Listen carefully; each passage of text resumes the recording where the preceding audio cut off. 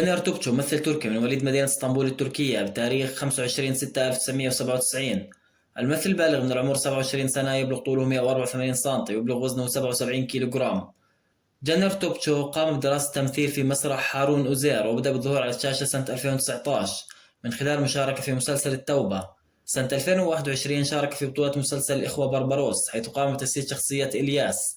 سنة 2022 شارك في بطولة مسلسل اسمعني، حيث قام بتجسيد شخصية كانات في هذا المسلسل. سنة 2023 شارك في مسلسل العودة، حيث قام بتجسيد شخصية أزغر. سنة 2024 شارك في مسلسل حياة الرائي، حيث قام بتجسيد شخصية ديمير في هذا المسلسل.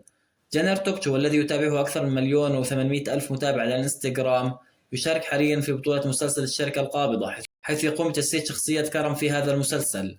في النهاية شكرا لكم على حسن المتابعة، رجاء الاشتراك في القناة والإعجاب بالفيديو. السلام عليكم ورحمة الله وبركاته.